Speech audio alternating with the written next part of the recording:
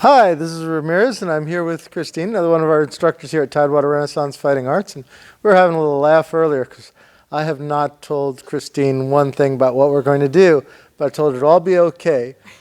This is a response. Basically, one of my viewers, who's actually one of my oldest friends in the SCA, Jeremiah, asked me. He was showing a video on his channel, and he asked me, well, he showed a video about a left push cut, and I said that, well, he's missing the whole point in his explanation, which is there's no shortcut. And that's the key to implementing this technique.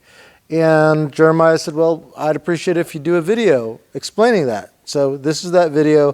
This is just for you, Jeremiah, but I hope others can get a hang of it. Now, Christine was first complaining that, both of my swords here, which we're using, are left-handed. That's okay. For this demo, I have to do it right-handed.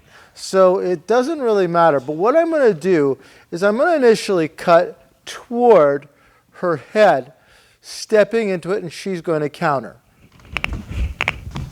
So this was the technique. Now, the one difference is in the video, they're using sabers. I'm not using a saber. There would be advantages of the glide. So when we make the connection here, that in a saber, this would kind of roll past. But the idea is if I'm far enough away that I can reasonably, don't counter this, but if within one step I can reasonably cut and hit Christine's head, she's going to naturally want to parry that. So I go for her head, only you see how just the tip went? Now I can execute a left push cut. Now the reason that works and why this is so important is if I genuinely took the cut at her head, she would counter that. And it would be an effective counter, even with a saber. What I want to do is I want to cut, and you don't have to do anything for this, in a way that protects my body, but doesn't actually extend to her. So what I'm going to do is I'm going to keep the handle kind of close to my body as I do this cut. Now, as I do that, you can see there's no way that I'm actually going to reach Christine. The important thing is if she swung at my head, it would still counter. And you could aim for my head, so a little lower. That this will still protect me. I wouldn't want to do something where I cut so short that she could actually hit me. I need to have it actually protecting at my head height. But the main thing is I'm not reaching far enough that I could hit her. So what I do is a shortcut to encourage her, and now this leaves me all sorts of free to do that push cut in the video that we were examining on Jeremiah's Facebook page. Now, can I do this as a lefty? Absolutely, and it's wonderful because I'm right here. Right now I'm just one small step away from this being a valid cut. So Christine, having much disliked being cut in the past, wants to protect herself. So all I have to do is commit there, and then I've got everything that I want. This idea of a shortcut sets up, especially if I've already taken one or two long cuts. So she knows that that's happening and how to counter it if it comes from the other side. But if I've done one or two here, she knows where the range is.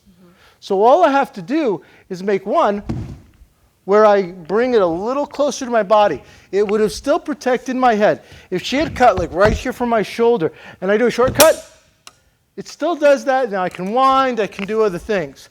But if the assumption is I'm going to cut up here, and then I cut again short, it just misses, and then it puts her in range. So once again, the idea here is this is a shortcut. It just means that rather than a full extension, that I'm bringing it in, but I'm bringing it in a way that the length of my blade will still protect me as I come across. From there, I can do a bunch of counters, but if I didn't do that in the video that we were talking about with saber, if I did this, there would never be the chance for that push cut.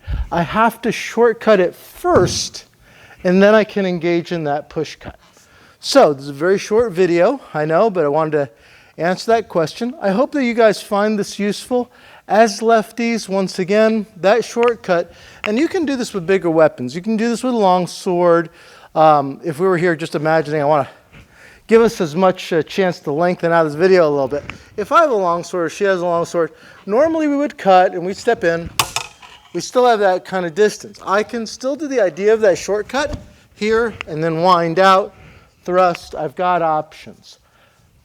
It's kind of in the family of feints in that I'm not doing a genuine attack to my opponent.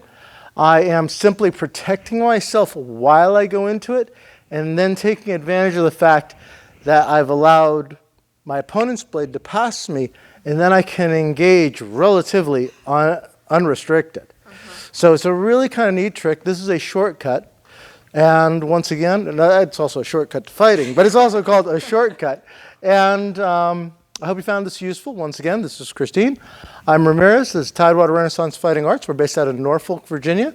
And if you're interested, I'll leave information about our group in the notes below. And I will catch you in the next video.